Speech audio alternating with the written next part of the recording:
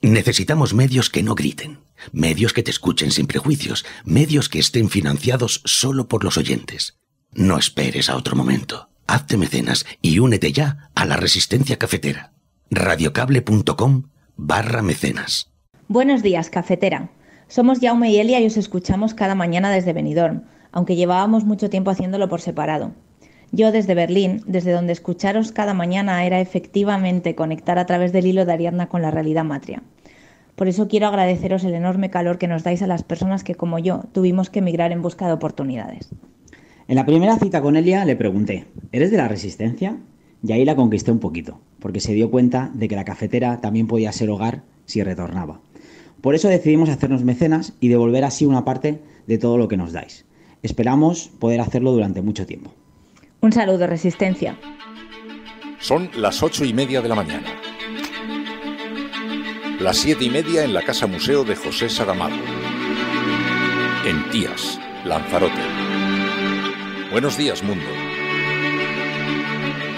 ¿Quieres un café? La Cafetera. En el programa La Cafetera de Radio Cable la ha entrevistado Fernando Berlín en La Cafetera. Durante 20 minutos en Radio Cable y dice todo lo que van a escuchar. Mañana en La Cafetera de Radio Cable. Radio Cable, que ha conseguido una auténtica primicia, ha entrevistado esta mañana y ha conseguido situar esa entrevista y lo que le ha dicho en los titulares de todos los... Dirige Fernando Berlín. Cuidado porque con las cosas que había dicho, que yo le oí la grabación del programa de Fernando Berlín, que lo... Mire, yo parafraseando a Radio Cable, no estás sola. La parole est à Madame la Première Ministre.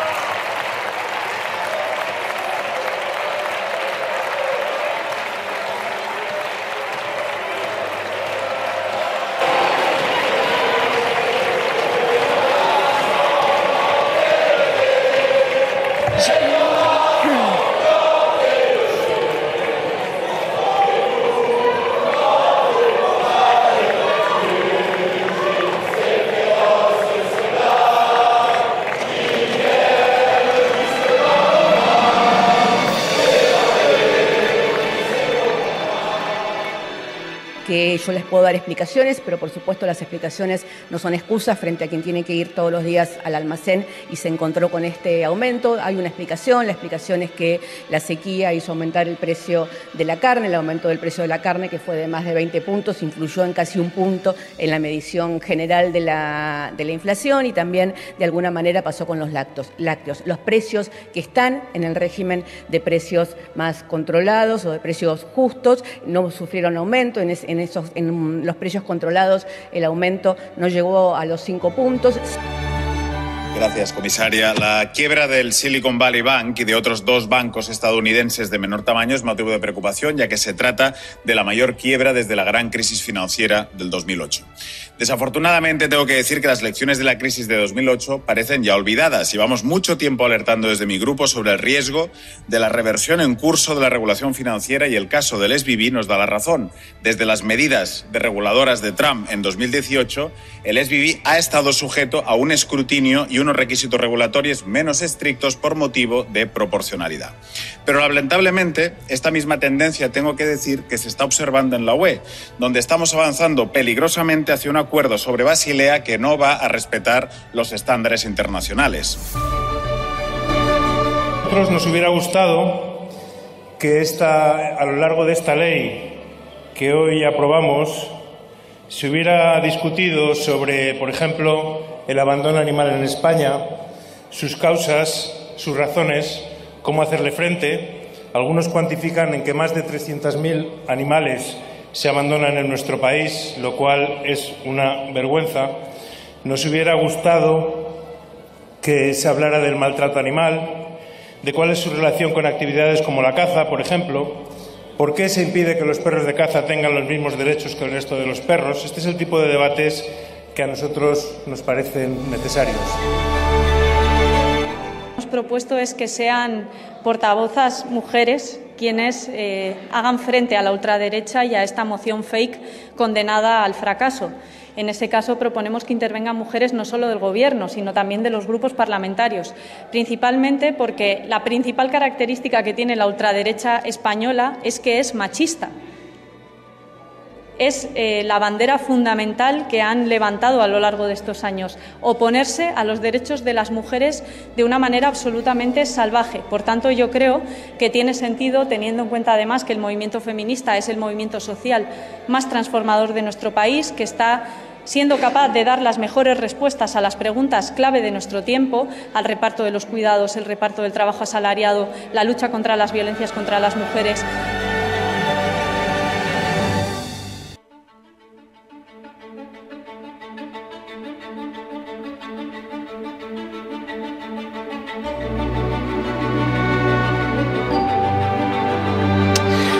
Pues otra semana más que ya termina, otra semana más que se acaba. Parece que van pasándolos como vuelan los días en esta rutina. Claro, ayer me decíais que me había puesto muy existencialista cuando hablaba sobre si irse o no a vivir a un pueblo, sobre si estamos dejando pasar la vida, como imaginando, siempre pensando que hay dos vidas, que hay más de una, y desaprovechando la que tenemos encima de la mesa.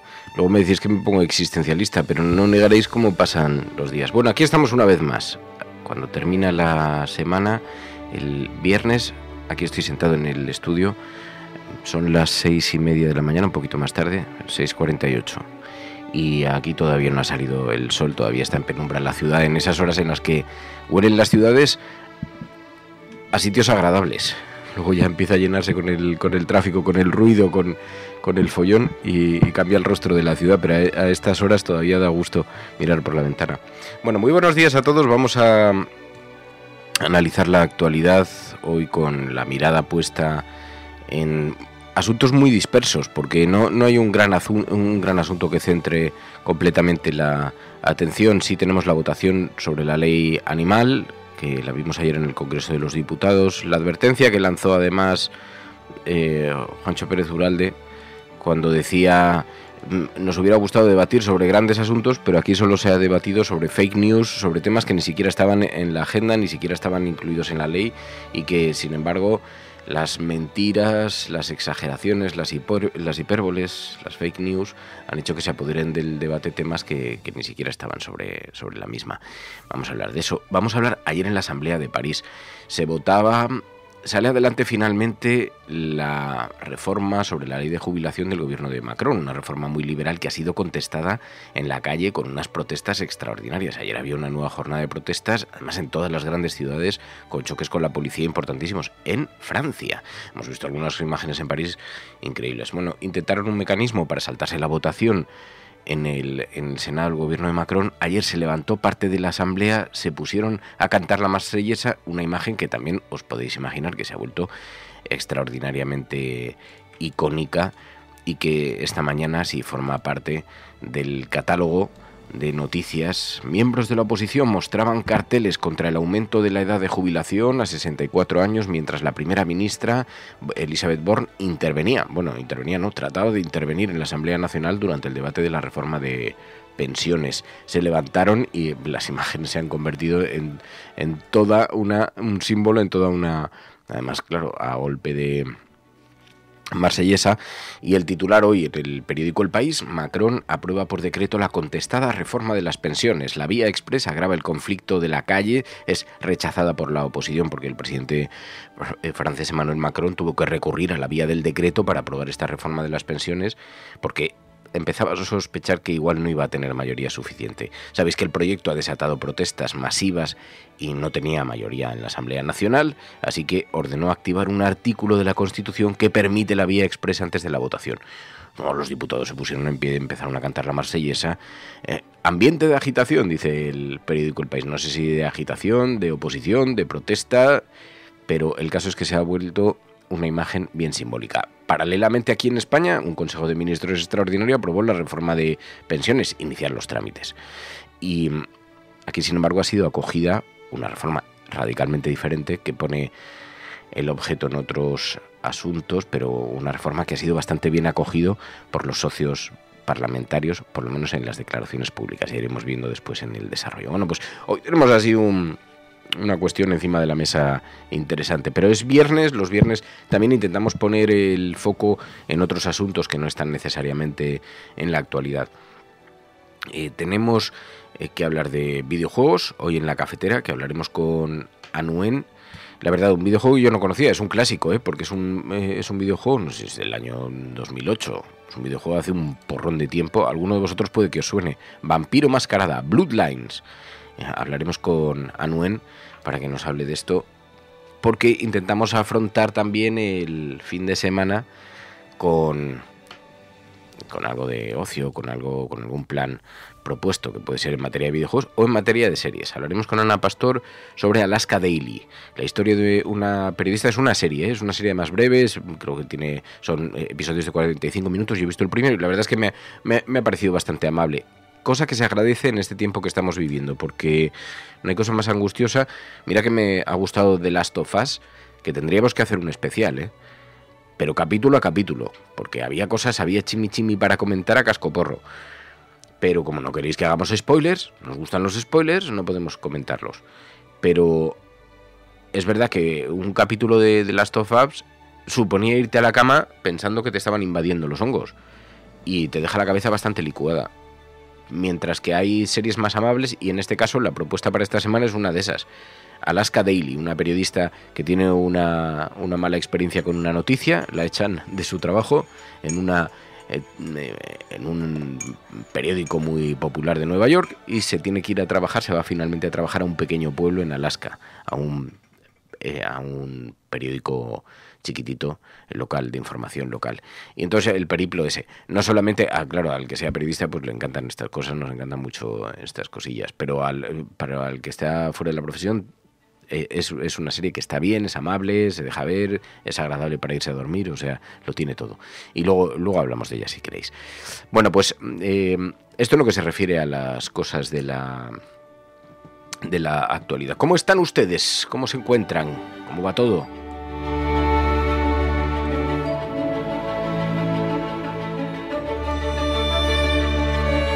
Por lo demás, tengo que revisar cómo ha ido la semana, tengo que ver el boletín. ¿Sabéis que los viernes enviamos un boletín? Bueno, entre el viernes y el fin de semana en realidad.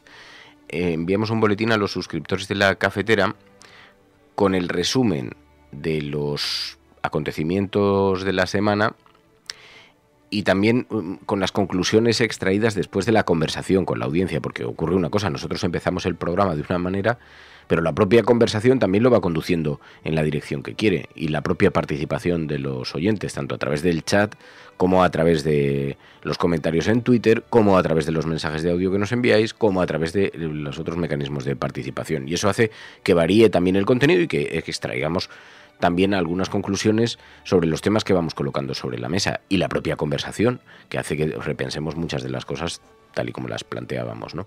Pero hemos tenido una semana, hemos visto, hemos tenido colocados, fijaos, tengo aquí, el lunes estuvimos hablando de esta propuesta de pensiones, hablamos con el secretario de Estado, Nacho Álvarez, ¿os acordáis? Vimos también los Oscar, la gran triunfadora de los Oscar, que fue toda la vez en todas partes, que recibió tantas críticas como elogios. Y bueno, estuvimos hablando también sobre las movilizaciones en Israel contra la ley de Netanyahu. Luego estuvimos hablando del colapso financiero el martes por la quiebra de estos dos bancos, que todavía sigue hoy acompañándonos en la actualidad, que desataba este miedo a la crisis económica como la del 2008.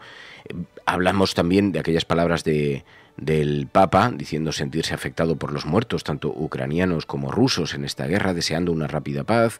También el caso del periodista despedido, el periodista deportivo despedido por la BBC. Sabéis que las protestas de los espectadores hizo que lo tuvieran que volver a readmitir, y todo porque criticó el plan de inmigración del gobierno, un plan que es terrorífico, que pretende devolver a los migrantes, a los solicitantes de ayuda, de asilo, de refugio, devolverlos a sus países de origen de forma inmediata, activando un mecanismo que todas las organizaciones han criticado. Bueno, pues un periodista puso un tuit criticando esta ley y le despidieron y se han visto obligados a readmitirle. Pero en España se empezaba a hablar de este acuerdo de pensiones al que llegaba la coalición. Por primera vez se pone el foco en aumentar los ingresos en lugar de recortar los gastos.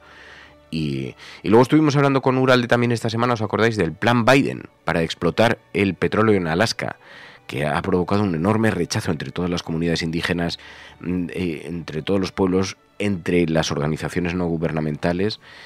Y bueno, también hemos hablado de este incidente de drones, el avión ruso que tuvo un encontronazo con un dron de Estados Unidos que provocó que terminase estrellándose el dron en el mar y dañó un poquito la honrilla de los Estados Unidos. Decían que había sido una maniobra temeraria y poco profesional de la aviación rusa. Parece que pasaron muy cerca del dron y le echaron gasolina encima desde sus depósitos y provocó que se estampase.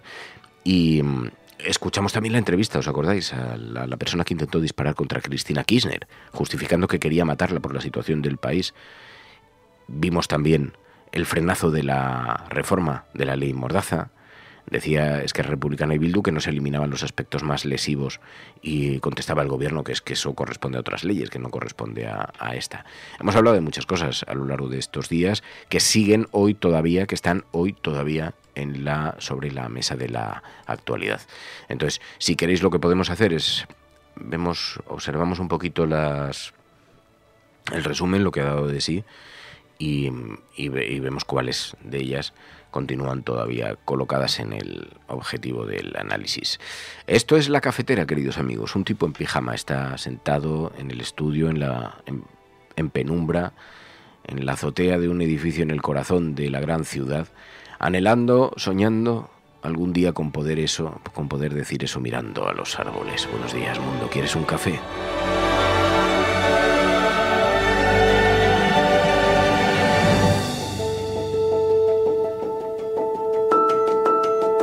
Son tiempos de grandes transformaciones, porque de alguna manera pienso que toda esta cosa que me ha dado a mí por la huida a lo rural es un sentimiento compartido por un montón de gente, porque cada vez que lo digo sale un montón de vuestros mensajes diciendo pues yo haría exactamente igual, yo también, me falta el motor, me falta el empujón para hacerlo, pero igual hubo un tiempo en el que se vivió el gran periplo, la gran migración de las ciudades, del campo a la ciudad.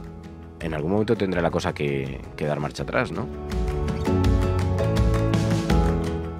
Pero bueno, para eso habrá que aprender a convivir con el entorno, habrá que aprender a convivir con los animales. Ayer, votación en el Congreso de los Diputados sobre la ley del maltrato animal. Salió adelante. Votación de conjunto del proyecto de ley orgánica de modificación de la Ley Orgánica 10.995 de 23 de noviembre del Código Penal en materia de maltrato animal por tener la misma carácter orgánico. Comienza la votación. Votos emitidos 342, sí 161, no 176, abstenciones 5. En consecuencia, al no haberse alcanzado la mayoría absoluta, queda ratificado el texto inicial aprobado por el Congreso y rechazadas todas las enmiendas propuestas por el Senado. Bueno, la ley contra el maltrato animal, que tiene como objetivo reforzar la protección penal de los animales, endurecer las penas ante las diferentes formas de violencia, tanto física como psíquica, contra ellos. El objetivo es paliar, concienciar, castigar actos contrarios al bienestar animal, pero sabéis que ha sido una ley que ha estado acompañada, entre otras cosas, por muchas fake news, por muchas mentiras, por mucha especulación por mucha hipérbole, exageraciones en torno a lo que protegía. Ayer hizo una reflexión sobre esto precisamente Juan López de Uralde, porque decía Uralde, tendríamos que haber estado hablando sobre algunas de las cuestiones que deberían preocuparnos como sociedad. Fijaos, citaba algunas. Al Congreso, persuadido de que en la política, a través de argumentos y de discusiones, podemos contrastar ideas y, en su caso, si conseguimos que nuestras ideas triunfen, poder avanzar hacia una sociedad más justa, más igualitaria, más feminista o más verde. Hay muchas formas para boicotear el debate democrático y en la tramitación de esta ley hemos vivido algunas de ellas. Desde luego, a nosotros nos hubiera gustado que a lo largo de esta ley que hoy aprobamos se hubiera discutido sobre, por ejemplo, el abandono animal en España, sus causas, sus razones, cómo hacerle frente. Algunos cuantifican en que más de 300.000 animales se abandonan en nuestro país, lo cual es una vergüenza. Nos hubiera gustado que se hablara del maltrato animal, de cuál es su relación con actividades como la caza, por ejemplo, por qué se impide que los perros de caza tengan los mismos derechos que el resto de los perros. Este es el tipo de debates que a nosotros nos parecen necesarios. También, por ejemplo, ¿qué relación hay entre la importación de animales para ser comercializados como mascotas y la expansión de las especies exóticas invasoras? ¿Por qué se produce la importación de cachorros desde el este de Europa, cachorros de perros? ¿En qué condiciones viajan? ¿Cuáles son los niveles de mortalidad? ¿Cuáles son las mafias que se lucran de ellos? Estos son algunos de los aspectos que deberíamos debatir y que tratamos de resolver con la Ley de Bienestar Animal y con la modificación del Código Penal. ¿Pero qué nos encontramos? Nos encontramos con que efectivamente hay muchas formas de reventar el debate democrático y uno de ellos es introducir permanentemente bulos que alteran completamente el contenido de la ley para hacerla a los ojos de la ciudadanía como una ley que no tiene sentido. Y esto es lo... En todo caso, cada vez me doy cuenta, cada vez que repasamos lo que ha ocurrido en el Congreso con un poco de atención el día anterior, te das cuenta de que lo más destacado en los medios de comunicación suelen ser precisamente las confrontaciones, la polarización, la crispación, cuando dentro de las mismas intervenciones parlamentarias se explican la naturaleza y algunos de esos elementos que hacen que las cosas tengan relevancia o no la tengan, como en este caso. Si supiésemos desde dónde se importaban y por qué se importan un tipo de perros, o hubiéramos debatido en torno al maltrato, por qué dentro de la caza ahora mismo se produce esa situación de maltrato contra los animales, probablemente el debate habría estado centrado de otra manera. Pero la hipérbole, la manera en la que se proyecta también la imagen del Congreso en el exterior, hace que todo ese debate quede hurtado. Bueno, el Congreso aprobó ayer definitivamente la Ley de Bienestar Animal, quedan excluidos finalmente los perros de caza. Esto ha enfadado mucho a los socios parlamentarios de Unidas Podemos, pero fue un asunto impulsado por el Partido Socialista o finalmente aceptado por el Partido Socialista. Ya lo hemos analizado aquí durante meses, pero parece que la presión de algunas comunidades autónomas que tienen un sector muy relacionado con la caza y que tienen lobbies de la caza muy importantes y también, digamos, intereses con empresarios de la caza, con todo el sector, con toda la economía que conlleva alrededor el negocio de la caza, fueron empujando para que eso no fuera incluido. Bueno, se elimina la obligatoriedad de examen de aptitud para los dueños de los perros, no será necesario, y eso sí, el texto ya está listo para su publicación en el BOE y entrará en vigor inmediatamente. Así que, bueno, la cosa es que ayer finalmente quedó aprobada, lo que sí que supone es una nueva protección a los animales, especialmente a los animales de compañía. Pues queda prohibido, por ejemplo, sin excepción, dejar a un animal de compañía sin supervisión durante más de 3 días consecutivos. Puedes denunciar a un vecino porque haya dejado abandonado a su perro durante más de 3 días consecutivos. En el plazo de los perros, de hecho, queda limitado a no más de 24 horas consecutivas. Alguien tiene que ir a ver cómo está. Porque lo que entiende esta ley, lo que interpreta esta ley, es que los animales también son seres que sienten. Y por lo tanto dejan de ser considerados un mueble, una cosa, y exigen de una responsabilidad de sus propietarios, de sus dueños, una responsabilidad para garantizarse que se encuentren bien. Así que, bueno, es algo que por otra parte cualquier sociedad desarrollada, cualquier sociedad comprende que es necesario, pero aquí se estaba hurtando el debate. Bueno, ese es uno de los elementos que está esta mañana, no lo veréis tampoco en las primeras páginas porque no se sigue sin ser considerado, a pesar del número de propietarios de animales que tenemos en este país, pero sigue sin ser considerado una cosa relevante, salvo para la anécdota, salvo para el chascarrillo y para el cachondeo. Hámsters incinerados, curso para tener perro y gatos esterilizados. La nueva legislación pone coto a las tiendas de mascotas para proteger a estos seres sintientes. Y ¿hay algo de chascarrillo en esta cosa? Pues sí, son seres que sienten y cualquiera que tenga un animal de compañía lo sabe. La recién aprobada Ley de Bienestar Animal, dice El Mundo, en su portada, nace con el rechazo de los comercios, del mundo rural, de los ecologistas, exige un curso para poder tener un animal de compañía, impone esterilizar a todos los gatos y obliga a notificar la muerte de mascotas como los hámster, que deberán ser incinerados o enterrados, dice el periódico El Mundo. Sí, es que no suele ser muy buena idea tirarlos al váter.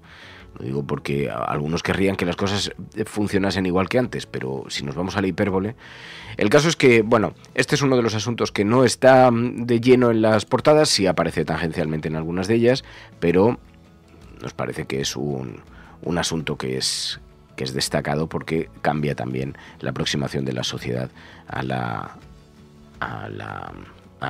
propiedad de los animales. Bueno, en todo caso os digo, la gran imagen de portada esta mañana estaba en la Asamblea Francesa, porque como además nosotros hemos aprobado una reforma, iniciar los trámites para una reforma de pensiones, que habrá que ver cómo se concreta, pero Emmanuel Macron ha decidido lanzar su reforma sobre la jubilación de manera unilateral, sin contar con el Senado, tratándose de saltar los filtros. Ayer provocó en la Asamblea de París un incidente también muy icónico, con la oposición cantando la Marsellesa en pie, con carteles en la mano y entregándonos unas imágenes de esas que veremos a ver qué página de la historia nos están inaugurando. En la Asamblea de París iba a intervenir La parole est à Madame la Première Ministre.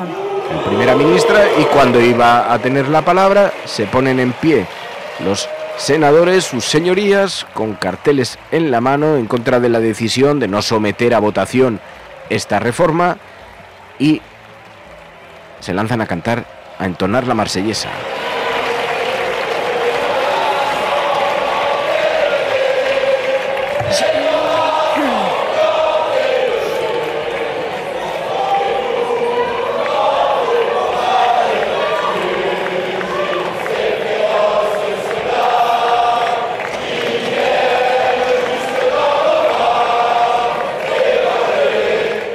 Que oigo esto y me dan unas ganas de irme a Casablanca a buscar a Rick.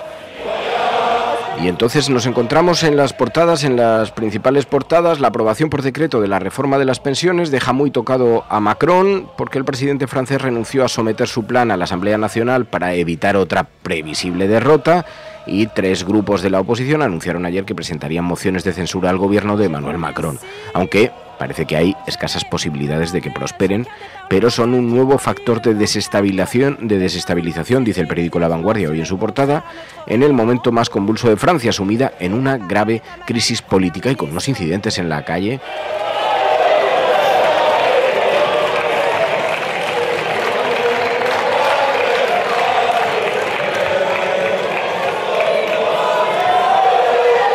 Así que este plan, etiquetado como el más liberal de los posibles, ha recibido una gran oposición tanto en la calle como en los círculos políticos como en la Asamblea. Y el mecanismo por el que ha tratado de eludir la votación el señor Macron, pues ha provocado esta protesta. Los franceses protestan tras imponer Macron la reforma de las pensiones, dice esta mañana el periódico de España. Los salarios de más de 6.700 euros al mes pagarán un recargo en España para las prestaciones, dice además también este periódico hoy en su portada. Pero fijaos, mientras tanto, aquí en España también el gobierno, en un Consejo de Ministros extraordinario, aprobó iniciar los trámites para la reforma de pensiones. Hay un acuerdo con los sindicatos. Ha sido muy bien recibido porque por primera vez, en lugar de poner el foco sobre lo que se gasta el Estado en pensiones y por lo tanto recortarlo por miedo a que no se puedan sostener, ha puesto el foco en los ingresos. ¿De qué forma conseguir nuevos ingresos para sostener las pensiones? Ha sido catalogado como un mecanismo innovador, aceptado por la oposición, aceptado por los sindicatos y, eso sí, criticado por la oposición y por la patronal, por las grandes empresas. Dice que a ellos se les ha hurtado el debate, que no se les ha permitido, que se les ha dado como las lentejas. Si lo quieres bien y si no, te las dejas. Pues bien, ayer el gobierno se sentó y aprobó iniciar estos trámites. Hemos aprobado hoy en el Consejo de Ministros la norma, el Real Decreto Ley, que culmina la modernización de nuestro sistema de pensiones. Y con eso blindamos el poder adquisitivo de todos los pensionistas presentes y futuros. Estamos hablando de un reforzamiento extraordinario del pilar más importante de nuestro estado del bienestar. Piensen ustedes que 1/3 de todos los presupuestos de las administraciones públicas están en la seguridad social. Son 11 millones de personas que son pensionistas en este momento y a los que estamos trasladando un mensaje extraordinariamente potente de que sus pensiones no solamente están garantizadas, como hemos podido comprobar, y mantienen su poder adquisitivo en el año 2022 y en el año 2023, sino que en un marco extraordinariamente robusto de sostenibilidad lo van a estar de forma indefinida.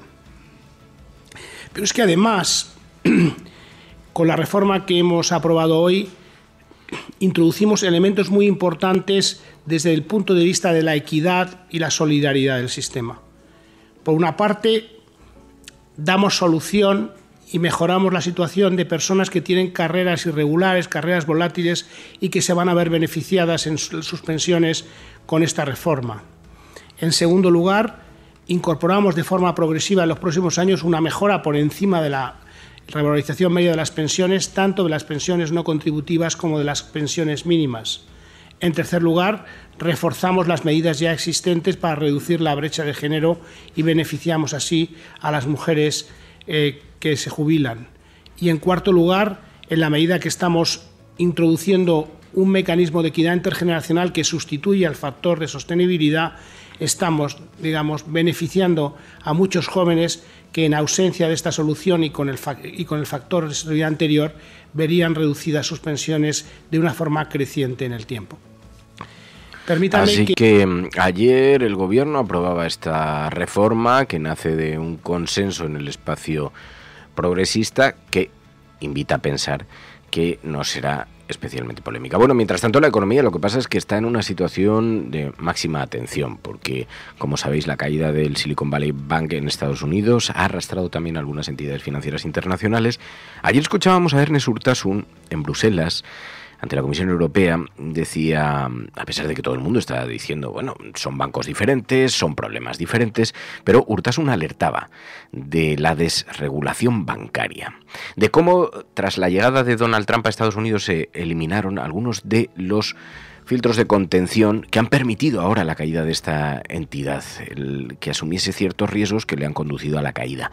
Pues bien, Urtasun alertaba de que cuidado que algo parecido puede estar ocurriendo también en Europa. Gracias, comisaria. La quiebra del Silicon Valley Bank y de otros 2 bancos estadounidenses de menor tamaño es motivo de preocupación, ya que se trata de la mayor quiebra desde la gran crisis financiera del 2008.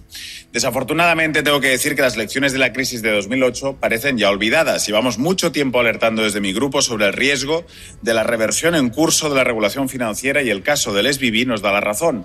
Desde las medidas desreguladoras de Trump en 2018, el SVB ha estado sujeto a un escrutinio y unos requisitos regulatorios menos estrictos por motivo de proporcionalidad. Pero lamentablemente, esta misma tendencia tengo que decir que se está observando en la UE, donde estamos avanzando peligrosamente hacia un acuerdo sobre Basilea que no va a respetar los estándares internacionales. Esta crisis además también debería ser una llamada de atención para completar la unión bancaria que hace mucho tiempo que sabemos que tenemos que hacer. Un sistema europeo de garantía de depósitos completo aumentaría la confianza y limitaría el riesgo de fallidas bancarias. También llama la atención en estas últimas horas cómo se está de nuevo incumpliendo completamente la promesa de no volver a rescatar al sector financiero con dinero público. La Corporación Federal de Seguro de Depósitos en Estados Unidos ha extendido garantías de depósitos a todos los depositantes y además la Junta de Reserva Federal ha anunciado que aceptará colateral a su valor nominal. En otras palabras, ganancias privadas, pérdidas para todos. Si queremos reducir el riesgo bancario en Europa, seguro de depósitos común, refuerzo de nuestro marco de resolución y estricto respeto del marco internacional de Basilea. Muchísimas gracias. Así que ojo, porque hay preocupación por que el sistema financiero europeo esté eliminando algunas de las trabas que después pues suelen terminar convirtiéndose en los detonantes de estas crisis financieras. Bueno, mientras tanto, el Banco de España está enviando mensajes de tranquilidad diciendo lo que ha ocurrido con el Silicon Valley Bank no es extrapolable a Europa, pero claro, ya llueve sobre mojado, hemos vivido algunas que otras crisis y también se nos dijo que estábamos en la Champions League cuando estábamos entrando de cabeza en plena crisis. Eso hace que haya una cierta desconfianza, todos intentamos creer que lo que se nos está diciendo es cierto, pero claro, lo miramos con por lo menos preocupación. Bueno, el Banco de España dice en todo caso que hay elementos objetivamente diferentes. Pero permítanme que repase muy brevemente las especificidades del caso californiano que no lo hacen extrapolable a nuestro entorno. En primer lugar, el modelo de negocio, que ya he mencionado antes. El modelo de negocio de este banco, de Silicon Valley, no es asimilable al de la banca europea. Se trata, sin duda, de un banco nicho, con un crecimiento en 2 años muy rápido por el lado del pasivo y con un volumen muy concentrado tanto por el lado del pasivo, relativamente pocos depositantes, principalmente empresas, hot deposits, con importes por encima de la cantidad garantizada, como por el lado del activo. Elevada inversión en renta fija, principalmente a muy largo plazo, más afectada y peor posicionada ante las subidas de tipos de interés. Bueno, pues por A o por B nos insisten mucho en que son universos diferentes, mundos diferentes, pero después hemos visto cómo el Credit Suisse tenía que pedir apoyo a las autoridades suizas. Lo ha recibido el respaldo, pero mientras tanto vemos, sí, el Banco Central Europeo enviando un mensaje de apoyo a los bancos de la zona euro, pero mantiene las subidas de tipos de interés en plena crisis para el sector. El BCE se obceca en otra subida de los tipos de interés de 0,5 puntos al 3,5. Aumenta el riesgo de crisis bancaria, decía ayer el diario.es. La institución priorizó finalmente la lucha contra la inflación a las tensiones en el sector financiero y mantiene la agresividad en el incremento del precio oficial del dinero. Bueno, la institución decidió optar por esta prioridad. El BCE vuelve a subir los tipos de interés. Pese a las turbulencias, aumenta el precio del dinero medio punto y garantiza liquidez. Lleva hoy el periódico de España en su portada también, el periódico El País, igualmente. El BCE desafía la sacudida en el mercado con otras subidas de tipos. El precio del dinero llega al 3,5%, pero la inestabilidad compromete futuras alzas. Lagarde dispuesta a un manguerazo de liquidez y al cortafuegos en la deuda. Suiza allana el camino para inyectar 50.000 millones en Credit Suisse. Y mientras tanto, 11 bancos de Estados Unidos rescatan al First Republic con casi 30.000 millones, dice hoy el periódico El País en su portada.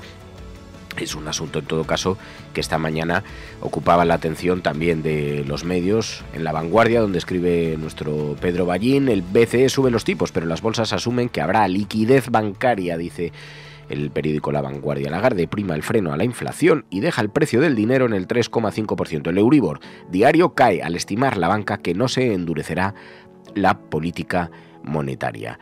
Bueno, el caso es que, mientras tanto, polémica en torno a este asunto, preocupación por los precios, preocupación por la situación económica, preocupación que es global, que no solamente afecta a España. Vivimos en una permanente sensación de tsunami, de terremoto. Fijaos, solamente un pequeño recorrido por algunos de los países, incluso en Latinoamérica. Hemos visto al gobierno de Argentina muy preocupado por el mal dato de la inflación. Sube la cesta de la compra a unos niveles no previstos, pero tiene razones, tiene sus raíces que explicaba el gobierno argentino. Varias de las raíces son compartidas. El cambio climático, lo que ha hecho que los pastos se reduzcan, lo que hace que el precio de la carne aumente, la escasez de agua en algunos lugares. El dato de inflación es un dato que obviamente nos parece malo, malísimo, y además que no era el esperado, así que el Gobierno sigue con su compromiso firme de terminar, de avanzar en controlar los precios, en controlar la inflación, en bajar, en que vayan bajando los precios, en que vaya bajando la inflación y que no sigan aumentando los precios. Es un dato que yo les puedo dar explicaciones, pero por supuesto las explicaciones no son excusas frente a quien tiene que ir todos los días al almacén y se encontró con este aumento. Hay una explicación, la explicación es que la sequía hizo aumentar el precio de la carne, el aumento del precio de la carne, que fue de más de 20 puntos, influyó en casi 1 punto en la medición general de la inflación, y también de alguna manera pasó con los lácteos. Los precios que están en el régimen de precios más controlados o de precios justos no sufrieron aumento. En los precios controlados el aumento no llegó a los 5 puntos. Sí hubo, los 2 aumentos que influyeron en el precio total, en el índice total fueron, por un lado, el de la carne, que al haber aumentado más de 20 puntos, esto influyó casi 1 punto en el índice general, y el de las telecomunicaciones. Así que sube el precio de la cesta básica, sube el precio, problemas compartidos en buena parte del mundo. Mientras tanto, aquí en España dicen la inflación parece que la evolución es positiva, parece que los mecanismos introducidos, dicen desde el Gobierno, están funcionando.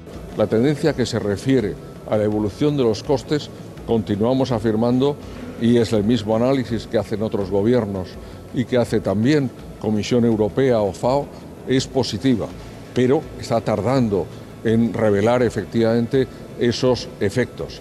En este momento y en el mes de febrero hemos tenido el mismo incremento en interanual que lo ha tenido Francia, 1,2, e inferior al de Alemania, que ha sido del 1,6. Por tanto, hemos adoptado medidas que han contribuido sin duda a la rebaja del IVA y también el bono de 200 euros a evitar que haya subidas como fueron en el curso de 2022 tremendamente fuertes, pero también continuamos evidentemente siguiendo de cerca y luchando y hablando con toda la cadena agroalimentaria para que los precios finales para nuestros ciudadanos, las familias, sean lo menores posibles. El Gobierno es perfectamente consciente de que esta es una situación que preocupa a muchos hogares, a muchas familias, a muchos ciudadanos, y vamos a hacer cuanto esté en nuestra mano, lógicamente, para controlar y hacer disminuir esa evolución de los precios. Ustedes saben bien que este es un problema europeo y prácticamente mundial, numerosos países lo sufren y tenemos que, lógicamente, poner de nuestra mano todo lo que sea posible para limitar ese incremento, que es un problema cierto para nuestras familias y nuestros hogares. Porque si uno pone la televisión, pone una tertulia, pues parece que es que está subiendo la cesta de la compra en España y este gobierno social comunista no está haciendo nada por frenar la escalada de precios y el dolor y el sufrimiento de las familias. Pero lo cierto es que no hay más que echar un vistazo para darse cuenta de que está ocurriendo en buena parte del mundo. No es que sea un consuelo, no es un gran consuelo, porque además yo creo que todos somos muy conscientes de que los precios saben muy bien cómo subir, pero se les olvida muy rápido cómo volver al precio en el que estaban. Con lo cual todos tenemos la percepción de que los precios están subiendo para siempre. Y esto no nos gusta nada. Bueno, en todo caso, el ministro Luis Planas decía, la inflación, la evolución es positiva en España, los mecanismos están sirviendo y este es un fenómeno global, tal y como hemos podido comprobar en Argentina y en otros países donde se está dando exactamente el mismo debate y que os vamos contando aquí en la cafetera.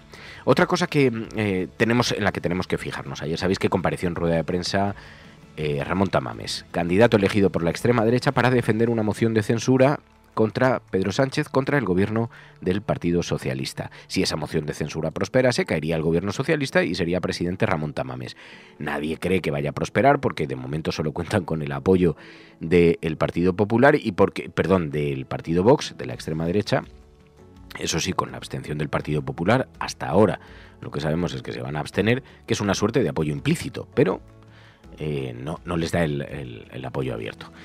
Y ha sido tan grotesco, en todo caso, toda esta historia, todo el vodevil que estamos viviendo, que nadie cree que vaya a salir adelante una propuesta de naturaleza tan absolutamente absurda, tan surrealista.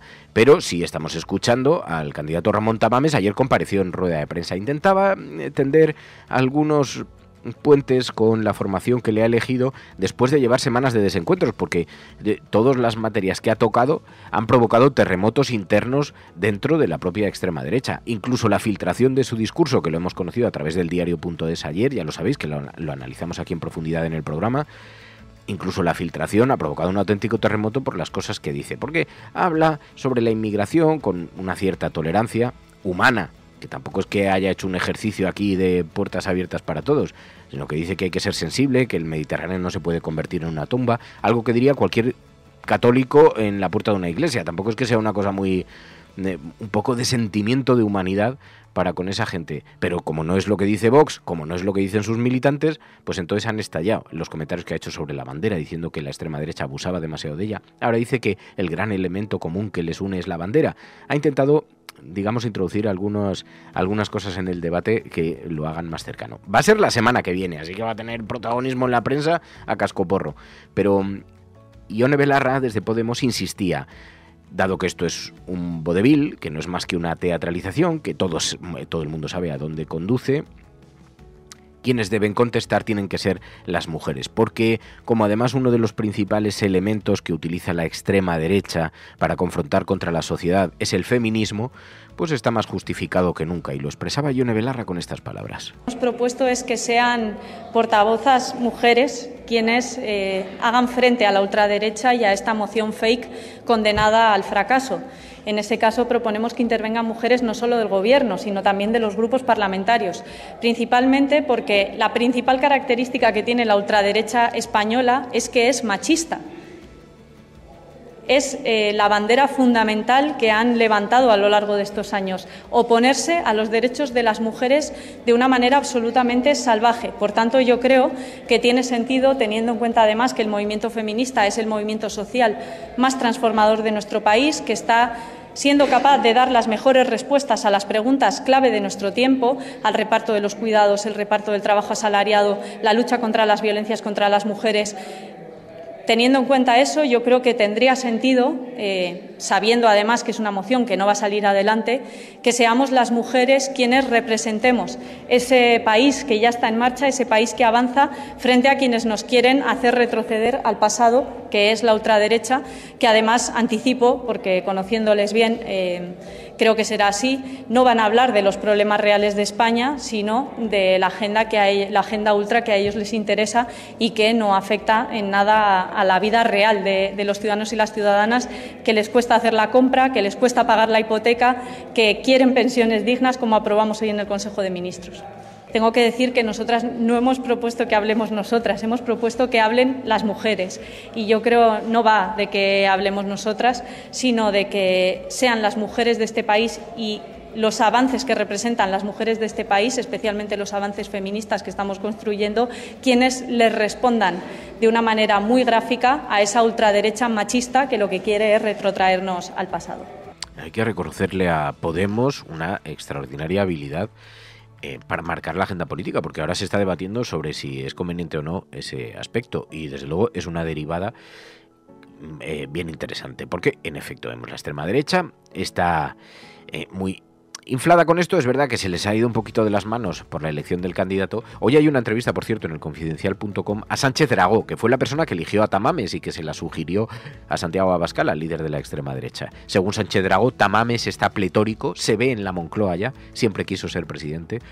Yo desde aquí les haría una recomendación: vuelvan ustedes al dominó en los bares y déjense de experimentos de jugar con las instituciones, porque el espectáculo que están dando, el espectáculo que hemos visto, pues fíjate, hoy lo llevaba el Español.com. Vox acusa el ridículo por el patinazo de la filtración y teme por Tamames, le hemos visto afectado, decían en Vox, y destaca el digital de Pedro J. Ramírez. Pero dice, hemos perdido el factor sorpresa, reconocen dirigentes de Vox, ante los que el economista ha reconocido que fue un error el enviar el borrador del discurso a algunos de sus amigos para que lo leyeran.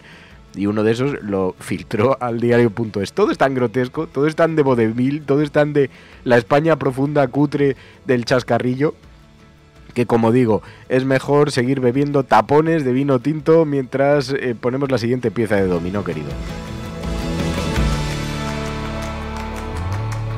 tiene una viñeta muy simpática, precisamente esta mañana, el español.com, sí, es el español.com, que sobre esto, donde se ve a un grupo de ancianos jugando a las cartas en un bar. Me tenéis muy cabreado, es la última vez que os paso un discurso, le dice Tamamo al resto de sus compañeros de partida de cartas.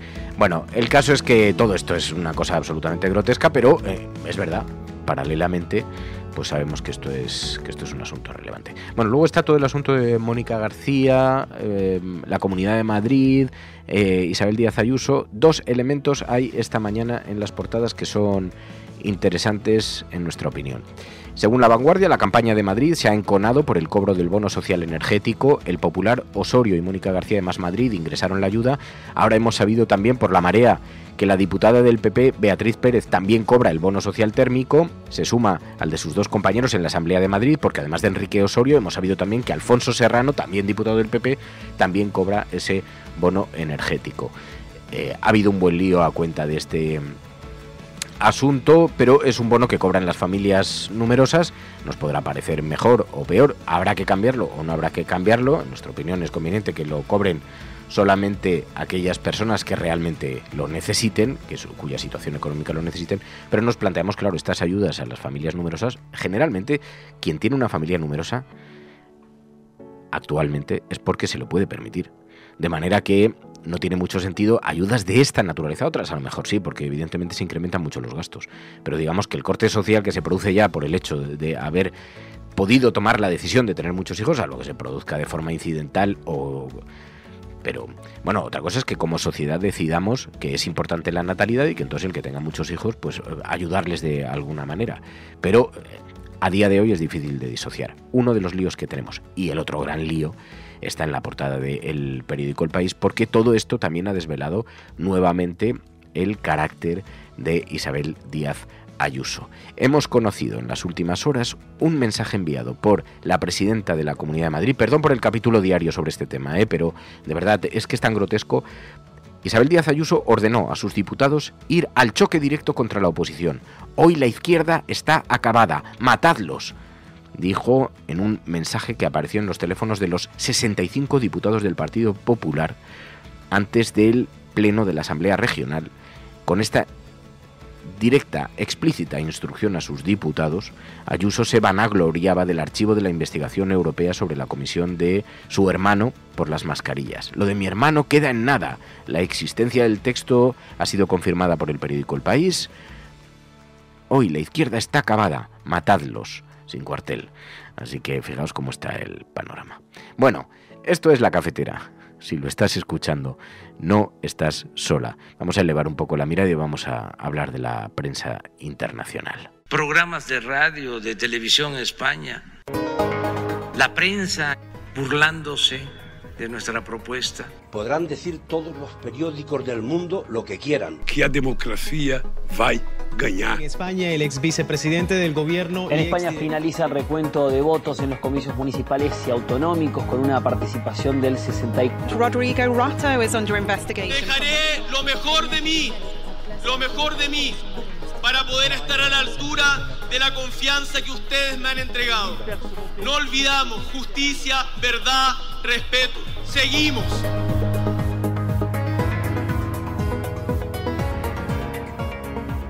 Ya sabéis que los viernes abrimos en La Cafetera también un espacio para hablar de la información internacional, pero una perspectiva diferente, la manera en la que los medios de comunicación internacionales se refieren a España y por lo tanto la forma en la que proyectan nuestra imagen en el exterior, con Pilar de la Peña. Pilar de la Peña, buenos días. Hola, buenos días. En una jornada, claro, se ha hablado mucho de pensiones esta semana, el acuerdo de pensiones, que ha sido muy recogido en la prensa nacional, también en la prensa internacional, ¿no? Sí, la verdad es que ha habido numerosos medios de todo el planeta, muchos franceses, sobre todo. Es verdad que en Francia además tienen su propia polémica y su propia reforma de pensiones, que está dando también mucho que hablar, y en este sentido pues tiene sentido también que se hayan hecho eco y que hayan mirado y hayan puesto el foco en la de España, pero también, por ejemplo, medios como Reuters, Reuters, como la agencia italiana ANSA, también se han hecho eco de ellos, y sobre todo lo que destacan los medios internacionales que los recogen este acuerdo es que se trata de una reforma del sistema de pensiones. Bueno, recuerdan que realmente ya había habido un acuerdo en 2021, que esto es un acuerdo sobre el modo de calcularlos y que incluye, entre otras cosas, una tasa de solidaridad, y lo que enfatizan es esto, ¿no? Que España ha optado por aumentar los ingresos para no recortar y no afectar el gasto, ¿no? En este sentido, que además lo ha hecho introduciendo esta tasa de solidaridad y haciendo que contribuyan más las rentas más altas, ¿no? Que en este sentido ha marcado una diferenciación, por ejemplo, con la opción por la que se está optando en Francia, que es algo que destacan especialmente los medios franceses. Hay algunos que incluso profundizan y comparan un poquito la edad de jubilación, porque es cierto que en Francia el debate y la polémica está porque se va a pasar de 62 a 64, y en España pues lo destacan que está en 66, y que incluso en unos años está aprobado que vaya a pasar a 67.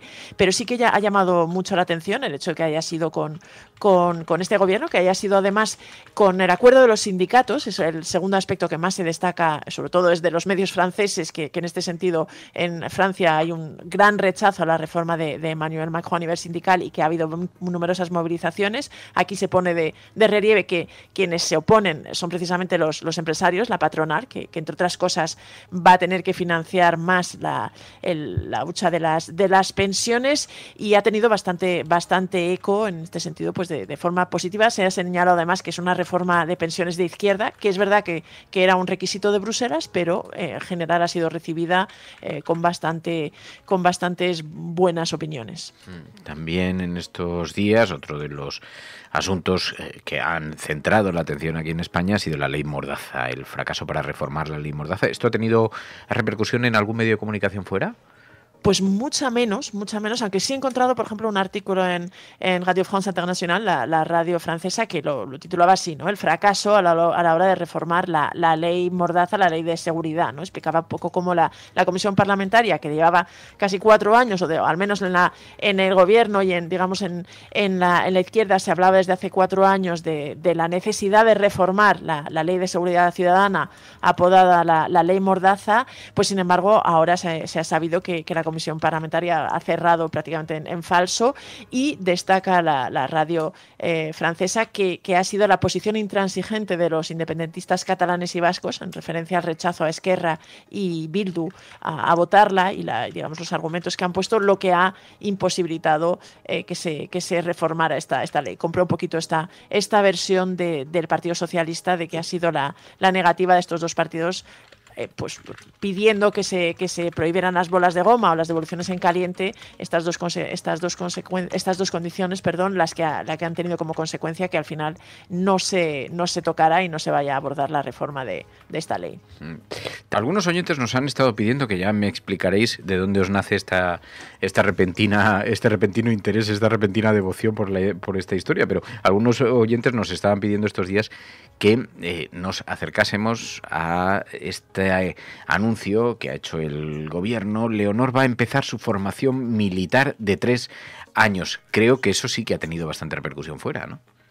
Sí, la verdad es que, y no solo en los medios más, que podríamos decir, más del corazón, que muchas veces es verdad que la familia real española tiene buena prensa en este sentido, en este tipo de medios. Tanto Felipe como Leticia como sus hijas pues suelen gozar de un cierto prestigio en estos ámbitos, pero realmente encontrar artículos en la CNN, en Le Figaro, en el diario alemán, el Frankfurter Allgemeine Zeitung, es decir, hay numerosos medios que se han hecho eco de este inicio de carrera militar que va a emprender Leonor a partir de septiembre o de agosto, cuando acaben sus estudios de bachillerato. Y sí que ha llamado la atención, ¿no? Quizá por el hecho de que sea ella joven, que vaya a ser la futura reina de España, y que vaya a hacer esta especie de servicio militar que destacan varios medios, que hace años que está cancelado en España, y sin embargo la heredera al trono pues va a tener esta formación de 3 años en los tres ejércitos, de cara a que un día pues sea la comandante de los ejércitos. Sí que a mí también me ha llamado la atención que realmente tantos medios se hicieran eco de ella y bueno, ha servido también para que algunos pusieran de relevancia, pusieran el foco en que la monarquía española pues atraviesa un momento de cierta debilidad y que no está atravesando su mejor momento, recordando pues un poco los escándalos de Juan Carlos, pero ponían de relieve que esta era una tradición, el hecho de que los príncipes de Asturias pues tuvieran esta formación militar, que lo hizo Juan Carlos, que lo hizo también Felipe VI y que ahora pues lo va a hacer Leonor. Oye, y además hemos visto cómo Lepoa se fijaba en la visita de Borrell a Argelia, ¿y con qué enfoque? Pues mira, esto es una cosa que aquí en España no ha tenido tanto eco, pero Josep Borrell ha ido a Argelia en calidad de alto representante de la Unión Europea para los asuntos exteriores. Es decir, la visita no estaba tan directamente relacionada con España, pero parte de la prensa argelina e incluso el semanario francés Le Point pues ha puesto de relieve que se ha visto un poco esta visita como una especie como con una misión de bombero para intentar suavizar o atenuar la crisis que mantienen España y Argelia, ¿no? Que es algo que preocupa bastante en la Unión Europea desde que estalló hace poco más de un año y que realmente está teniendo un impacto económico para España y está condicionando incluso la relación de la Unión Europea con Argelia, ¿no? Y bueno, pues varios medios argelinos ya hablaban de que parte de la agenda de Borrell iba a tratar de suavizar o de buscar algún tipo de desbloqueo a la relación que está realmente en un punto muerto y que desde Argelia, desde luego,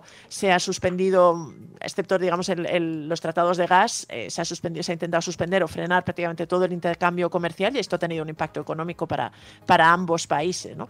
Entonces, bueno, se miraba la visita de Josep Borrell en este sentido como una especie de bombero, que además es lo que destacaba el semanario francés Le Point, y se destacaba que él se mostraba cierto optimismo y cierta confianza en que podrían encontrar algún tipo de solución aceptable para desbloquear esta situación, aunque el semanario señalaba que en general los mensajes que llegan desde Argel es que consideran que no esperan nada del gobierno de Pedro Sánchez y apuntan a que la resolución de la crisis tendrá que esperar a las elecciones generales y a la eventual formación de un nuevo gobierno. En la CNN sacan los colores a España por los insultos racistas a Vinicius y se preguntan por qué nadie ha sido castigado, ¿no? Sí, la verdad es que es un artículo bastante contundente con este titular, ¿no? Con este titular que señala que este futbolista de Real Madrid, pues que ha sido, utilizan el término abusado racialmente, que vendría a ser como la forma en que se habla de este tipo de insultos racistas en los medios anglosajones, que lo ha sido en varios partidos de la Liga Española y que sin embargo nadie ha sido castigado, ¿no? Y llama la atención como en comparación con lo que a lo mejor ha sucedido en otras ligas, por ejemplo en Inglaterra, que señalaban que sí que ha habido algún tipo de castigo para clubes o para fans por incidentes y insultos racistas, y sin embargo que en la Liga Española pues no había habido ningún tipo de consecuencia en este sentido. Habla un poquito de la polémica, porque es un artículo de la División de Deportes de la CNN, un reportaje de la CNN Deportes, pero pone de relieve esto, ¿no? Como realmente la propia manera en la que se abordan estos temas en España y las acusaciones de racismo pues habían sido ya pues cuestionadas, especialmente en el fútbol, y esto pues vuelve a poner de relieve la falta de acción o la inacción tanto de las instituciones deportivas como incluso de la Fiscalía, que también señalan en este reportaje. Luego vemos también que ha habido otros asuntos que han tenido repercusión en la prensa internacional también en estos días. Veíamos, por ejemplo, cómo el Emido Libre ponía de relieve el ataque informático que ha sufrido el Hospital Clínic de Barcelona, ¿no? Sí, la verdad es que era un artículo de este diario francés que ponía el foco en lo que ha sucedido en el Hospital Clínic de Barcelona, que ha sufrido un importante ataque informático, pero hablaba de que en realidad había habido una ola de ciberataques en otros hospitales. También había habido uno en Francia, en la ciudad de Brest, y en Bélgica, en Bruselas, un hospital universitario, pues habían sufrido también prácticamente en las mismas fechas que el hospital catalán ataques de diversa consideración, ¿no? En los tres casos había impactado de manera bueno, pues que había provocado que se tuviera que cerrar incluso la unidad de urgencias en Bruselas y que afectara y que ralentizara significativamente el de Francia, pero se destacaba que el ataque más grave realmente había sido el que había sufrido el Hospital Clínic de Barcelona, que había visto condicionada y realmente limitada su actividad durante varios días, que además era un ataque en el que sí habían sustraído, me parece que hablaban de hasta 4 terabytes de datos y estaban exigiendo un rescate los hackers, que no era algo novedoso, pero bueno, hablaba de este caso que además las autoridades tanto del hospital, la dirección del Hospital Clínic como la Generalitat se habían negado a pagar este rescate, y en este sentido pues estaban trabajando habían recuperado el papel, habían limitado al máximo sus transacciones digitales y habían recuperado el papel para intentar salvaguardar el trabajo y digamos la apertura de todos los servicios que se habían visto afectados. Pero ponía de relieve esto, ¿no? Que se habían registrado 3 ataques más o menos en los mismos días en tres hospitales diferentes de Europa. Oye, ¿y qué es esto de lo que hablaba The Guardian? El pasado racista de Cataluña. Parece que lo expone un documental sobre la trata de esclavos. Sí, la verdad es que es un asunto que es bastante llamativo, que entra de lleno en el diario The Guardian, un artículo que firma Stephen Bargen, y que, bueno, yo no había oído hablar demasiado de ello y por eso me ha llamado la atención. Al parecer se ha emitido en la televisión catalana un documental que se llama Negrers, la Cataluña esclavista, y que pone de relieve el fuerte vínculo que tuvieron pues industriales, incluso marineros catalanes en la segunda parte o en buena parte del siglo XIX, porque una vez que se abole la esclavitud y que se elimina la trata de esclavos en Inglaterra, hay ahí se crea un hueco y que son los comerciantes catalanes o buena parte de los barcos catalanes los que llenan ese hueco y se dedican a mantener el tráfico de esclavos, ¿no? Según el documental, pues los catalanes estuvieron directa o indirectamente involucrados en el transporte de hasta 700.000 esclavos y muchos de ellos se hicieron ricos. De hecho, lo que evidencia el documental es que una parte de la industrialización e incluso el boom de la construcción de Barcelona se financió con ese dinero, ¿no? Pero más allá de lo que destaca el documental y lo que desvela, que mira, hay una anécdota o un dato curioso, es que algunos de los familiares, por ejemplo, de Artur Mas son mencionados en este documental como por haberse beneficiado de esta situación. Aunque el reportaje también pone de relieve cómo esto ha obligado a Cataluña a confrontar este pasado, ¿no? Y cómo desde la Generalitat pues se ha reconocido que es una necesidad afrontar el racismo del pasado para intentar limitar el racismo en la actualidad. El reportaje lo que destaca es que el nacionalismo no ha acogido demasiado bien este documental y estas revelaciones porque bueno, quizá pues cuestiona un poquito su relato de superioridad moral y de no haber estado tan involucrado en la colonización de España y en ese aspecto más, digamos, más oscuro del pasado, pero sin embargo sí que pone de relieve The Guardian que la Generalitat pues estaba haciendo un esfuerzo y había de hecho desarrollado un plan para afrontar este racismo y tratar de ofrecer algún tipo de reparación y sobre todo tratar de eliminar este racismo de las instituciones y de las distintas estructuras. Pues Pilar de la Peña, gracias. Gracias a vosotras, como siempre.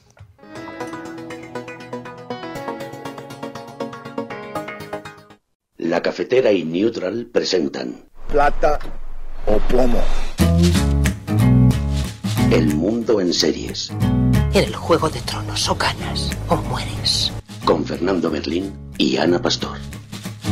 ¿Sabes dónde estás? Es una radio pirata. De la zona neutral. Nos recuerda un poco por qué luchamos. La noche es oscura y alberga horrores. La noche es oscura y alberga horrores. Nada cambia de golpe. Si estuvieras en una bañera que se calienta poco a poco, morirías hervida sin darte cuenta. Estamos juntos. Somos un trío. ¿Nosotros vivimos románticamente juntos? Hola, habla con Walter White. Usted dijo que estaba casi muerto, ¿vale? Dijo que moriría en cualquier momento. Éramos capaces de ser y hacer todas esas cosas porque estábamos informados por grandes hombres reverenciados. Plata o plomo, el mundo a través de las series de televisión, a través de los documentales, a través de las películas con Ana Pastor Neutral. Ana Pastor, buenos días. Muy buenos días. Bueno, voy a decir que acepto que este espacio se pueda estar convirtiendo en un estrés para ti, porque entiendo que cada semana una recomendación se nos va de las manos, se nos va un poquito de las manos, y que estás sometida a una agenda muy... Presión, dilo, ¿no? Dilo, una gran presión. Pero voy a decir que en esta semana, en ese intento de recomendarnos cada semana una serie, me has hecho ver una que te he agradecido, porque es amable, es cómoda por la noche, es una serie, Alaska Daily, que no sé cómo has llegado a ella. Pues es una recomendación también. Mira, vamos a contar bien primero lo de las presiones, ¿no? No solo tengo la exigencia semanal de traerte algo diferente. No vale que yo te hable del primer capítulo de The Last of Us y la semana siguiente te hable del sexto, no, o sea, The Last of Us ya es pantalla pasada, sino que tengo que traerte cosas diferentes. Pero a esa presión tengo que añadir otra tuya, que es que no sea desagradable, que no te haga sufrir, claro. Que no te inquiete, que no te genere angustia, y no todo en la vida es así. Yo lo hago por cuidarte, Pastora, porque así tú puedes también deleitarte con estos productos de consumo televisivo que te sosiegan el alma. Así equilibras un poco la balanza, hija mía. Pero te diré que con esto es un poco de estrés, pero también es en parte culpa tuya que tengamos que asumir esta dinámica porque no quieres hacer spoilers. Y el otro día, viendo acabar Traitors, de la que hablamos la semana pasada... Stop, no voy a hacer spoilers, tranquila. No, a ver, regañé a Peris Mencheta, que soy súper fan suya, no te voy a regañar a ti. No, pero sí que... No, pero quiero hablar de Alaska Daily. Del fenómeno de no hablar spoilers, no del spoiler en sí. Me di cuenta de lo interesante y lo divertido que es hablar de las cosas cuando las has visto. Porque comentar algunas cosas, tú que no las has visto ahora todavía, no te puedo comentar cosas que estarías tirándote de los pelos. Y entonces es divertido decir, y sería mucho más fácil si pudiéramos hacer spoilers, porque estaríamos hablando todavía de The Last of Us capítulo a capítulo y estaríamos diciendo, mira, ya has visto esto y pimpa. Pero no vamos a estar contando la sinopsis todas las semanas. O sea que en parte pero entonces... A ver, eso sería un poco Cineforum, Fer. Ya no sería plata o plomo, sí. Pero bueno, ya tú tienes ahí en la cafetera tu propio Cineforum. Bueno, va por yo lo que vengo es a proponer y luego tú comentas tu Cineforum. La propuesta de esta semana, en todo caso, Daily, ¿no? Alaska Daily, y me ha gustado. Es una periodista, claro, historias de periodistas. Estas también para los que estamos en ese tomatao, pues siempre nos gustan, pero es muy para el gran público también. No, pero es una historia de periodistas, pero no solo para periodistas. Vamos a contar el primer capítulo, la parte que tú has podido ver ya, es la ganadora de un Oscar, nada menos que Hilary Swank, la protagonista. Es una exitosa, vamos a decir, periodista en Nueva York, que trabaja aparentemente en un medio muy prestigioso y da una exclusiva, un chanchullo tremendo que tiene un general del ejército al que van a nombrar secretario de Estado de Defensa. Pues se monta mucho revuelo porque la exclusiva arrasa teóricamente al tipo, pero la cosa se tuerce y resulta que la acusan de haber dado información engañosa, falsa, y que le doblan la mano básicamente y la despiden. Y a partir de ahí empieza una nueva etapa en su vida, en un lugar como es Alaska, que no tiene nada que ver con Nueva York, con todo lo que eso implica, a nivel desde luego profesional, pero también personal, con la herida que lleva del golpe que se ha llevado. Lo que me parece muy interesante es que es una reivindicación del periodismo local, porque una gran periodista muy reconocida en Nueva York y con una gran exposición pública de pronto se ve obligada a empezar de cero en un periódico local, pero consigue fijar el foco para que las aparentemente pequeñas historias se conviertan en grandes historias. Me ha hecho recordar, por ejemplo, que aquí fue en España el periódico de Baleares, creo que fue el periódico de Baleares, el que sacó la exclusiva sobre los aviones espía de la CIA. Totalmente. Y hay cosas, efectivamente, dentro del periodismo local que llegan a ser verdaderos trabajos de muchísimo nivel periodísticos, ¿no? Entonces esa reivindicación a mí me ha gustado ver cómo ella empieza y con el equipo de trabajo y tal, y luego la cosa vital, así un poquito de empezar de cero, ¿no? Sí, eso es desde luego la primera pata, ¿no? Un poco la cura de humildad de venir de un rascacielos de Nueva York y de ser una triunfadora a aparentemente tener que cambiar tu vida al lado contrario, lo que no supone convertirte en una fracasada, sino descubrir otras historias. La persona que la convence para irse a Alaska a trabajar a un medio pequeño es un antiguo jefe suyo y le dice esta reflexión que tú haces, ¿no? En el periodismo local también hay historias importantes, y la pone a investigar, en concreto, la muerte, asesinato parece ser, de varias chicas indígenas en ciertas zonas de Alaska. Y a partir de ahí se desencadena una historia súper interesante de investigación, de malos tratos y violencia de género, de poder y contrapoder de la prensa, y luego la parte humana, como tú dices, de ella, que creo que también es muy interesante porque toca asuntos de salud mental, y esa cura de humildad, como te decía, que la obliga a resituarse con compañeros que tienen una vida completamente diferente a la suya, pero que le terminan enriqueciendo muchísimo. Lo que he visto es que solo hay una temporada, yo he empezado solamente, pero hay 7 episodios, ¿no? 7 episodios son de como de 50 minutos, 47 creo. Sí, oscilan, es verdad que en este caso me ha parecido como que había alguno un poquito más corto, pero sí, en torno a los 40 y muchos 50 minutos. No se sabe todavía si cancelan la serie o habrá una segunda temporada, no se ha desvelado, está en Disney Plus, por cierto, que no lo hemos dicho, y te la he recomendado por varias razones. Somos periodistas, lógicamente, y nos interesa, aunque como te digo, creo que no es solo para periodistas. Uno de los capítulos es muy interesante y me ha recordado mucho a un caso que quizá mucha de la gente que nos esté escuchando recuerda, un caso dolorosísimo que vivimos muy de cerca en España, que es el Yak 42. Recordáis que era un grupo de militares que se trasladaban en esos aviones, que eran unos aviones que no podían ser utilizados por el ejército, pero que se utilizaron y fallecieron todos. Y además después Federico Trillo, que era el ministro de Defensa, para ir rápido porque venían unas elecciones municipales y autonómicas, decidió hacer un funeral muy muy rápido y entregaron a las familias restos equivocados, incluso algunos de ellos fueron incinerados cuando las familias no querían, para quitarse rápido el tema de encima. ¿Por qué creo que me ha recordado? Porque en el Yak 42, si la gente tiene en su memoria, muchos de los militares que eran muy jóvenes durante un tiempo estuvieron denunciando las condiciones en las que volaban y no les hicieron caso. Ahí había alguien haciendo negocio y no les hicieron caso. Y en este capítulo de Alaska Daily hay un caso bastante parecido, en el que hablan de esto precisamente, de un caza, un avión americano del que no se sabe nada, y se empieza a descubrir quién está detrás, quién está haciendo negocio y cómo los propios militares jóvenes habían avisado y a las familias no se las hacía caso.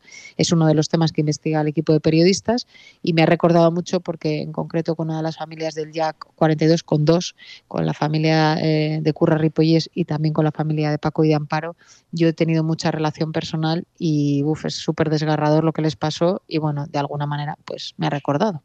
Tiene esa conexión. Veo que las críticas a la serie en todo caso están muy repartidas, que nadie espere de Newsroom. Es una serie de entretenimiento que se deja ver, es amable. A mí me gusta sobre todo por eso, porque no te deja en un mal estado de ánimo, pero la actriz Hilary Swank ha estado nominada a Mejor Actriz de Drama en los Globos de Oro en el año 2022. Es una serie del año 2022. O sea que digamos que tampoco es que no está tan mal. Es una serie... No, está muy bien. Yo la recomiendo mucho porque... Pero es que veo que algunas críticas han sido feroces, ¿eh? He visto algunas críticas que señalaban... Por ejemplo, a mí... Sentó muy mal, ¿sabes qué? Sentó muy mal en las provincias, en las pequeñas localidades, que venía a ser algo así como vienen desde las ciudades a decirnos a nosotros y encima ahora por televisión cómo se hacen las cosas. Y entonces pero fíjate que yo creo que ese punto lo toca al revés, con cierta, no lo sé. Mi visión es que proyecta cierta autocrítica, ¿no? Ella no solo es la propia periodista de ciudad y exitosa, sino que te descubre cosas, ella misma de repente es consciente de cómo la realidad de Alaska y de las poblaciones indígenas y específicamente de las mujeres es una realidad a la que ella acaba de llegar pero que lleva existiendo desde hace mucho tiempo, ¿no? Y me parece que eso también se refleja un poco como en cierta autocrítica que se hace. Lógicamente la serie estará hecha seguramente desde fuera, no lo sé, desde fuera de Alaska en ese sentido, pero creo que hace un ejercicio también de acercamiento que por lo menos desde mi punto de vista de espectadora no conocía muchas de esas realidades y me las ha acercado. O sea que creo que en eso también es muy útil, ¿no? Sí, pero fíjate, IndieWire decía, están insultando a cualquiera que realmente viva en una ciudad pequeña. Luego hay algunas críticas que estaban muy bien en Chicago Sun-Times, gran conocimiento sobre cómo funciona el periodismo y tiene todas las hechuras de un éxito, o sea que hay de todo, ¿no? Pero está bien, en todo caso, es una buena... Yo la recomiendo. Sí, es entretenida, está bien, y yo ya que me he liquidado Last of Us, Traitors y que tengo un montón de spoilers para hacerte, empiezo en y me has tenido distraído, así que está bien. Ana Pastor, Neutral, gracias. Gracias. Plata o plomo. El mundo en series. En el Juego de Tronos o ganas o mueres. Con Fernando Berlín y Ana Pastor. ¿Sabes dónde estás? Es una radio pirata. De la zona neutral. Nos recuerda un poco por qué luchamos.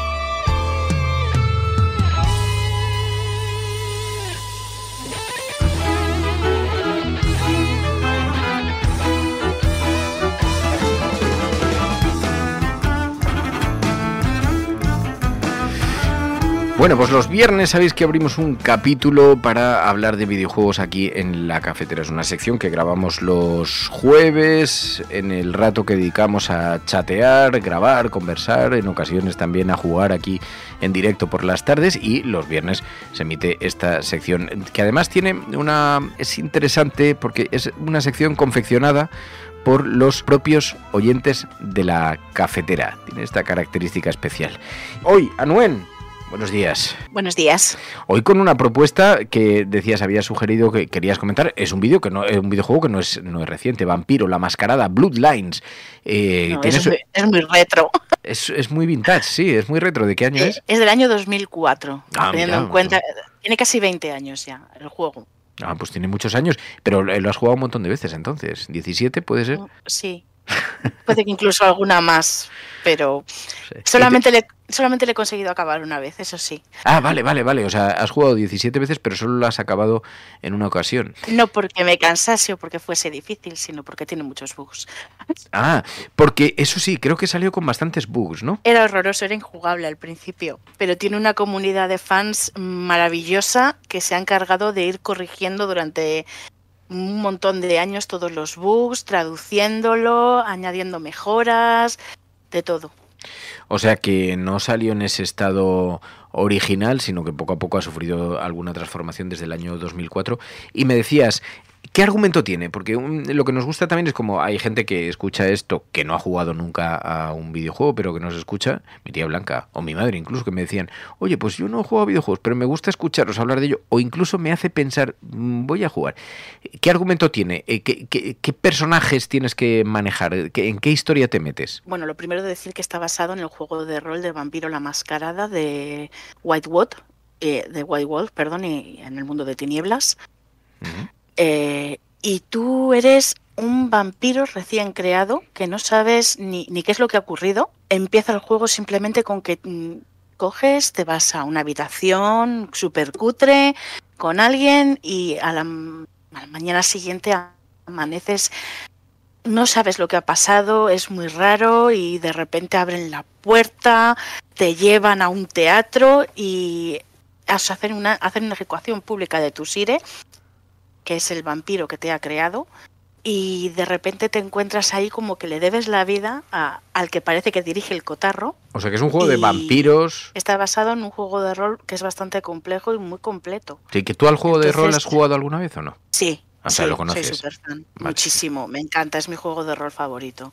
Vale, esto ya, porque algunos oyentes también son muy aficionados a los juegos de rol, pero esto ya nos supera un poco. En todo caso, claro, decían, año bueno de videojuegos, el 2004, salió el Half-Life 2 sí. También en aquel año.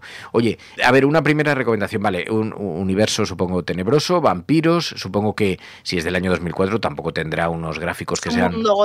Es un mundo gótico punk y los gráficos no es que sean muy buenos, pero la ambientación es maravillosa. Cualquiera que haya jugado una partida de rol normal de Vampiro la Mascarada dice, es que estoy ahí, aunque los gráficos no sean gran cosa, es de estoy ahí. O sea, esto es lo que yo me imagino cuando juego. Vale, o sea que han conseguido conectar con el universo de los jugadores de este juego de rol. Totalmente. La banda sonora, el tipo de personajes, las reacciones, las identificaciones de cada clan, porque hay un montón de clanes. Es maravilloso. La política vampírica, que eso es, bueno, una especie de Juego de Tronos es, ¿sabes? No requiere de mucha inmersión, porque si ya me hablas de clanes, no sé cuántos tal, igual parece para muy expertos en esto. No, a ver, lo disfrutas mucho si has jugado a Vampiro la Mascarada, pero si no has jugado, cuando acaba el juego te pica la curiosidad. Estoy casi segura que alguien que no lo haya jugado nunca al juego de rol le va a picar la curiosidad y se va a poner a investigar de ¿y esto por qué? ¿Y esto qué es? Y esto, aunque te lo explican mucho para que puedas disfrutar del juego, ¿sabes? Sin haber jugado ni saber lo que es mundo de tinieblas ni nada. Dice Zares, la ambientación tipo Santa Mónica, Los Ángeles de la época está guay. Dice, además tu propia configuración del personaje te da opciones concretas por clan, dice Zares. ¿Y de qué estudio es? Es de Troika Games, aunque quebró. Después de hacerle, quebró al poco. Sí, porque no tuvo mucho éxito, ¿o qué? Pues a ver, pensando que le sacaron sin haberle terminado y tardaron 3 años en desarrollarle, pues no consiguieron salir adelante después. Claro. Y Activision es el que lo publicó para Microsoft. No sé si hay algún otro tipo de publicación para Mac, porque yo tengo un PC y no tal, pero... Bueno, hay una comunidad muy activa. De hecho, han sido los que han conseguido que el juego siga todavía vivo porque le han introducido mejoras, Pero entonces, ¿de qué manera ha cambiado el juego? Tú entrabas, estaba todo, el texto, la voz, todo en inglés. A lo mejor ibas a saltar y tu personaje se quedaba pillado, o ibas a salir de un sitio y la puerta no se abría y no podías seguir con el juego, era imposible. Ese tipo de bugs que hacen que el juego sea totalmente injugable, pero así, tal cual, ¿eh? Pues la comunidad fue arreglando esos pequeños bugs que ibas viendo para poder seguir jugando. Tradujo el Clan de LAN, que hay que hacerles una mención enorme, que ha traducido un montón de juegos, puso un parche que además luego le metieron de forma oficial dentro del juego, ¿vale? Que eso es muy a tener en cuenta, para traducirlo al español. Y es una traducción que lo vas leyendo, porque la voz sigue siendo en inglés, pero es maravillosa, ¿sabes? Es una traducción muy de andar por la calle, ¿sabes? No es un lenguaje rebuscado, es un lenguaje que tú mismo podrías utilizar con tus amigos, en la calle, Es genial. Vale. Y bueno, aún así hay que utilizar muchas veces algún truquillo, algún keto, como se suele decir, para poder seguir jugando. Bueno, y a veces ni por esas. Claro, hay una recomendación que tú decías, siempre nos gusta además que haya recomendaciones dentro de esta conversación, porque así el que se está exponiendo por primera vez, pero tú decías, hay que grabar muchas veces la partida. ¿Por qué? Sí. Guardar y guardar. Porque además no tienes límite para guardar, no es que tengas que sobreescribir una partida sobre otra. Entonces, si te da un bug, puedes volver a la partida guardadas y seguir a partir de ahí, lo cual quiere decir que si tardas mucho en guardar, a lo mejor has perdido 5 horas de juego. Y te quedas así de otra y te la comes vez con patatas. Todo. Claro. Totalmente. Entonces, Claro. guardar y guardar cada vez. De todas maneras, el propio juego, cada vez que entras y sales de un sitio, te guarda la partida. Pero hay veces que antes de hacer una batalla o antes de entrar a un sitio donde sabes que puede fallar el juego, es mejor guardar y decir, mira, ya no tengo que irme hasta... Además, si luego quieres tomar otro rumbo en el juego, porque totalmente lo que tú hagas va a determinar el cómo va a ir la partida. En general, todo tiene una trama y un desenlace que es el mismo, más o menos. Bueno, el desenlace no es el mismo. Hay... No sé si son 3 finales diferentes, ¿vale? Pero si quieres tomar un camino diferente y hablar con este en vez de con este otro, porque ves que por aquí va a ser muy difícil, puedes volver a lo que has guardado y seguir a partir de ahí, sin perder lo otro. Está muy bien eso. Vale, veo que es un escenario como unos tipo 3D, es unos personajes, bueno, no es que sean efectivamente gráficos muy elaborados, pero sí que... Para la época sí estaban muy bien, ¿eh? Sí, ¿no? Claro, 2004... Sí, en la época eran buenos gráficos. Y sobre todo están destacando mucho Swans, dice, me estoy acordando del hotel.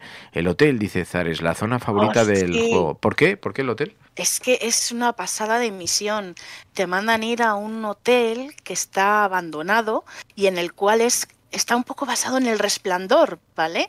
Es un hotel en el que ha habido asesinatos, hay fantasmas, pasan cosas raras y te encomiendan recuperar algo de allí y bueno, pues te las ves un poco canutas en el sentido de que es como una especie de laberinto, además entras por aquí, sales por otro lado, está genial, es la ambientación, te pegas unos sustos a veces también, aunque tenga esos gráficos que ves, que no son tan malos tampoco, incluso para el día de hoy están pasados, pero están bien, es muy inmersivo este juego, o sea, te metes totalmente en él.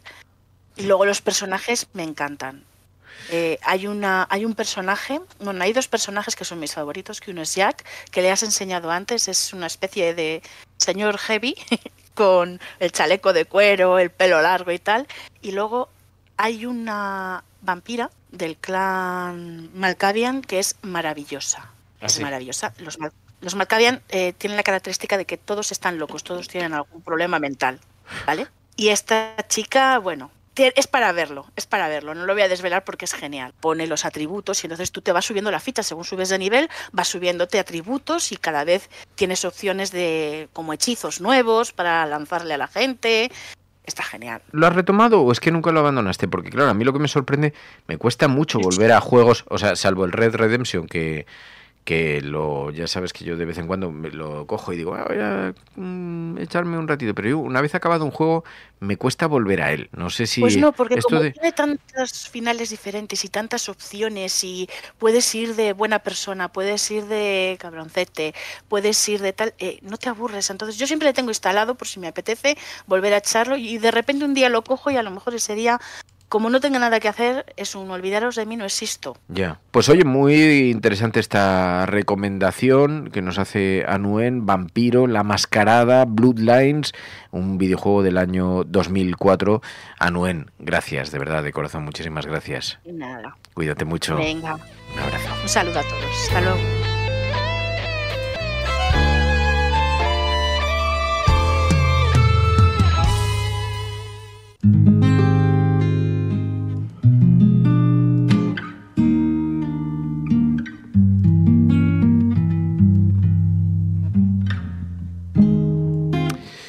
Pues llegamos así al final de este programa. Gracias a todos, muchísimas gracias por la compañía,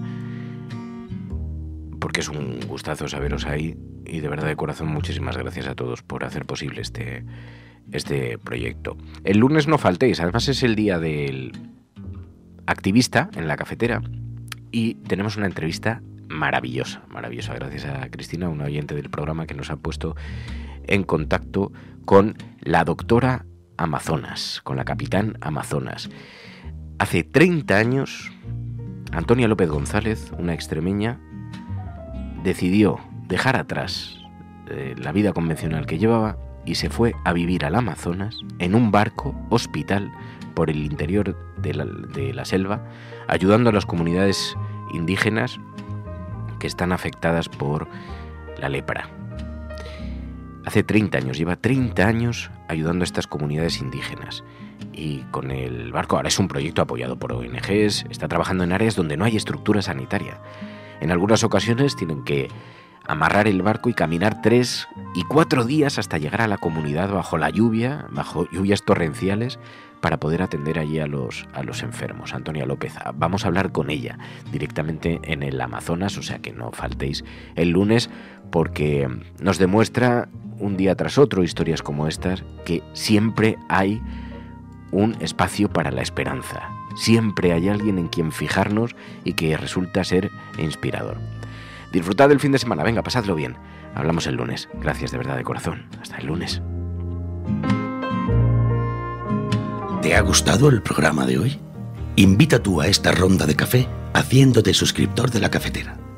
Radiocable.com/mecenas